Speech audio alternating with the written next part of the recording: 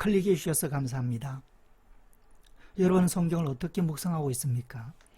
오늘은 묵상의 원리 3편을 보겠습니다. 성경 묵상의 원리는 3편으로 구성되어 있는데 1편은 내적 시각으로 성경을 묵상해야 한다.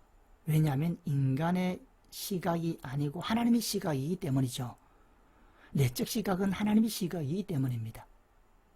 인간의 시각으로 묵상하면 안 되는 이유는 뭐냐 하면 인간은 타락했기 때문입니다. 인간이 타락했을 때는 인간이 보는 시각도 타락했기 때문에 우리는 인간의 시각이 아닌 하나님의 시각으로 성경을 묵상합니다. 그 내용이 1편에서 우리가 나누었고 2편은 내적 시각으로 성경을 묵상해야 되는데 그럼 내적 시각으로 성경을 묵상할 수 있는 그 방법은 무엇인가? 우리 지난 시간에 배웠죠. 성경 본문에 등장하는 그 인격체 입장이 되어서 그 역할을 해보면 내적 시각으로 볼 수 있고 성경을 내적 시각에서 생긴 내적 지식을 얻을 수가 있습니다. 지난 시간에 우리가 나눈 이야기고 오늘 마지막 3편으로 내적 시각에서 내적 지식을 얻었다면 그럼 어떤 목적을 위해서 적용할 것인가 하는 문제죠. 예수님의 내면을 닮아가는 방향으로 적용해야 된다 하는 것이 오늘 본문의 내용입니다. 그래서 이렇게 묵상의 원리를 익히고 나면 그 다음에 10분 큐티라는 제목으로 성경을 계속 이제 묵상하게 됩니다. 자, 성경 묵상의 원리 제3편으로 내적 시각에서 내적 지식을 얻었다면 어떤 목적을 위하여 적용할 것인가 하는 문제죠. 성경을 내적 시각으로 묵상하여 내면의 모습, 그 내면의 모습이라는 것은 그 사람의 사고, 의지, 감정을 말하죠. 성경을 통해서 그 인격체의 사고, 의지, 감정을 찾았다면 1차적인 목적은 이루어진 거죠. 그러면 궁극적인 목적, 찾아서 어떻게 할 것인가? 그것은 어떤 목적을 위해 적용할 것인가 하는 부분이죠. 성경이 추구하는 목적대로 우리는 묵상을 하는 거죠. 그럼 성경이 추구하는 목적이 뭔가? 성경이 추구하는 궁극적인 목적은 영적 구원입니다. 자, 예를 들어서 하나님께서 홍해를 가르셨다 그러면 1차적인 목적이 있죠. 하나님께서 홍해를 가르셨을 때 1차적인 목적은 뭐냐면 이스라엘 백성들을 정치적으로 해방시키는 거죠. 애굽의 노예 생활에서 해방시키는 것이 1차적인 목적입니다. 그러나 그것은 하나님의 궁극적인 목적이 아닙니다. 그런 사건, 그런 기적을 행하심으로 하나님께서 궁극적으로 의도하시는 목적은 뭐냐 하면 영적 구원이죠. 영적 구원. 그래서 성경이 추구하는 궁극적인 목적은 영적 구원입니다. 성경에 나오는 많은 사건과 기적들의 궁극적인 목적은 영적 구원이다. 1차적인 구원은 정치적인 구원, 질병에서 구원 이런 구원이 될 수 있겠지만 궁극적인 목적은 영적 구원이다 하는 것을 우리가 기억해야 되고 그 영적 구원을 목적으로 우리는 성경을 묵상한다 하는 겁니다. 육적 구원이나 정치적인 구원이 어떤 것인가 하는 것은 모든 사람이 알고 있는 사실입니다. 그렇죠? 병이 낫는다든가 가난해서 부유해진다거나 아까처럼 정치적인 압박에서 자유를 얻는다거나 이런 것들은 다 육적 구원에 해당되죠. 그것은 모든 사람이 이미 알고 있는 사실이죠. 성경에는 크게 이제 두 가지 구원으로 기록되어 있습니다. 첫 번째는 육적 구원이죠. 두 번째는 영적 구원입니다. 육적 구원에 대한 내용은 우리가 모두가 알고 있다는 얘기고 그럼 영적 구원이 뭐냐? 성경이 추구하는 궁극적인 목적은 영적 구원인데 그 영적 구원은 뭔가?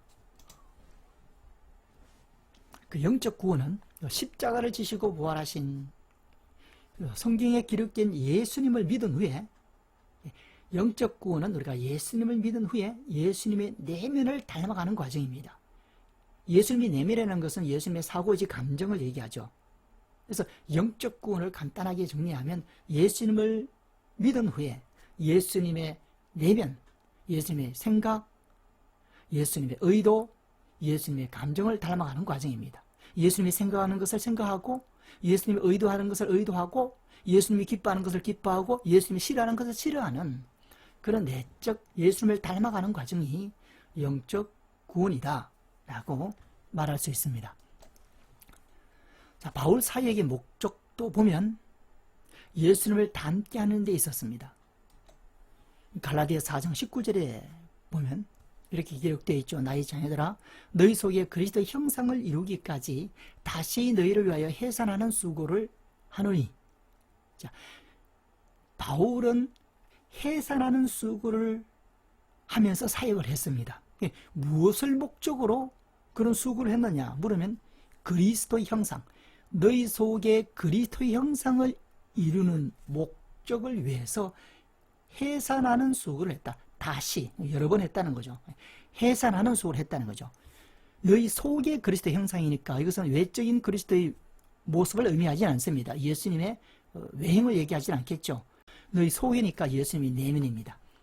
예수님의 사고, 의지, 감정을 이루기 위하여 너희 속에, 성도들 속에, 사람들 속에 예수님의 사고, 의지, 감정을 이루기 위해서 해산하는 수고를 한 사람이 사도 바울이다. 그래서 성경 큐티의 목적도 예수님의 내면을 담는 데 듭니다. 자, 다시 정리하면 성경 본문에서 인격 잔명을 선택하고 그 본문에서 인격체가 한 말이나 행동을 찾고 그 인격체가 처한 배경을 찾습니다. 자, 이 배경은 말과 행동과 관련 있는 배경이죠.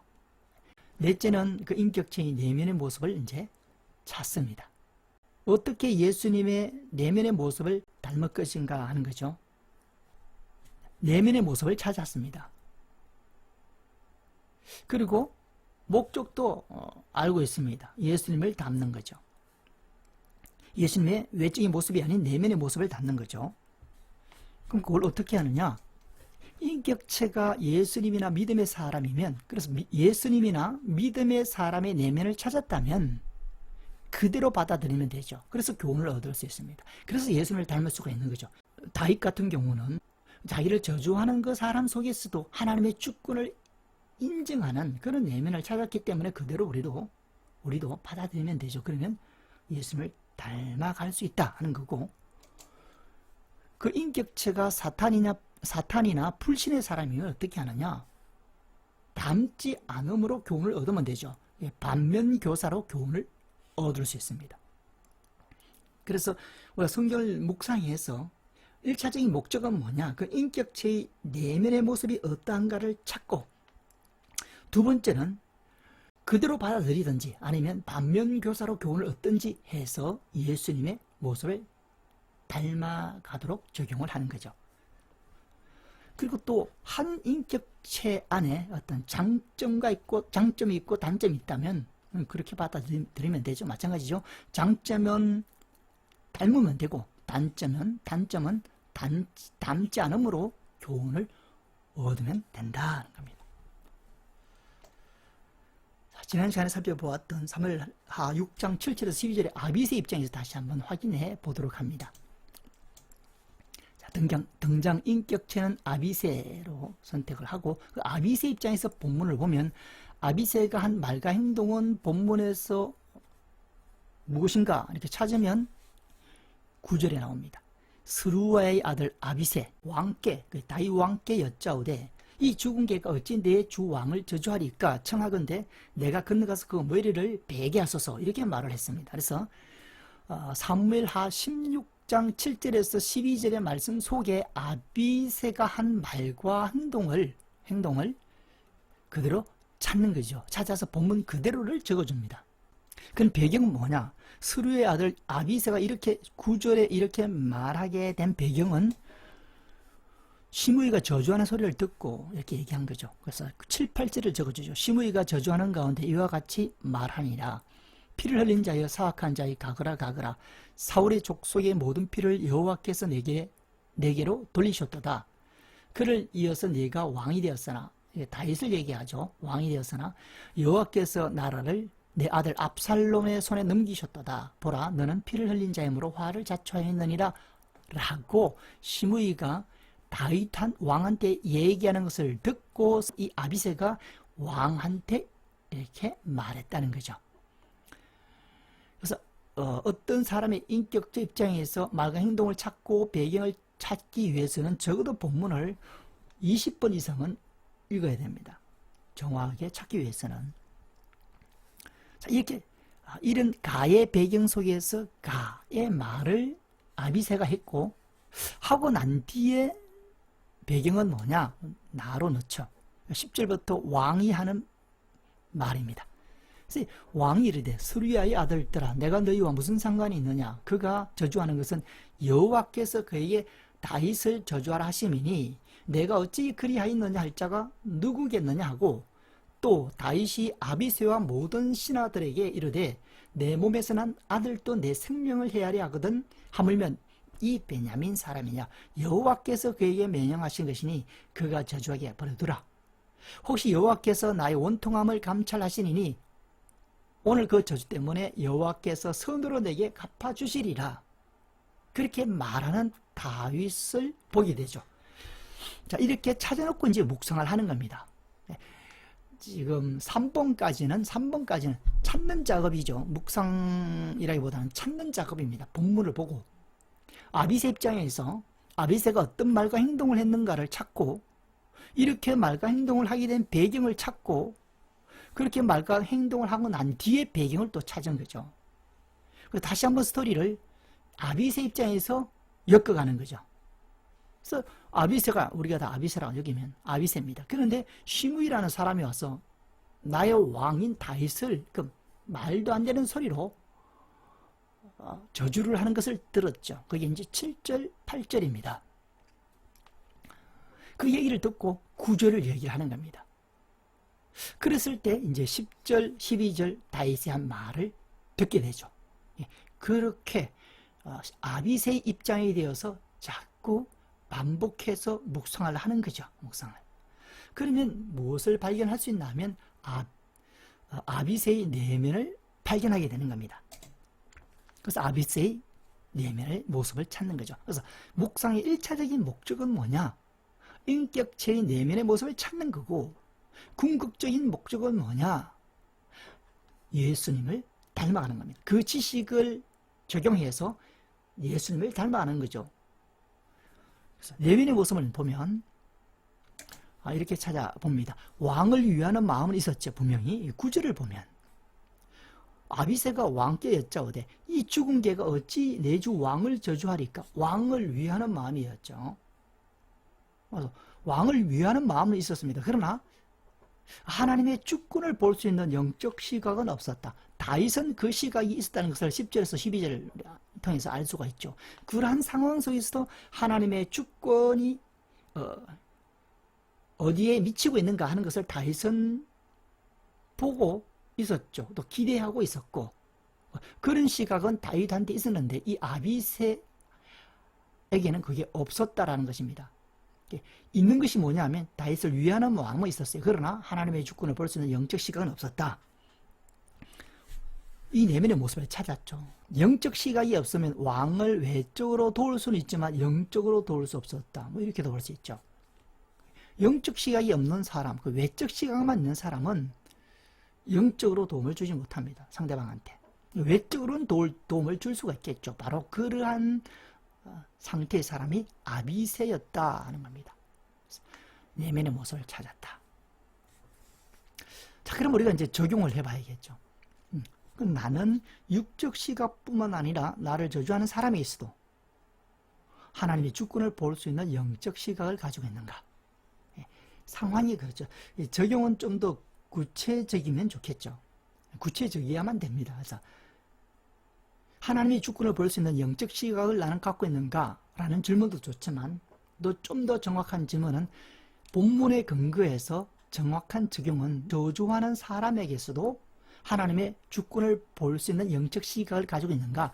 이 아비새는 갖고 있지 않았죠. 그래서 반면 교사로 그렇게 적용을 함으로 우리가 예수님의 모습을 닮아가는 그런 노력이 우리 묵상의 목적이다 하는 겁니다.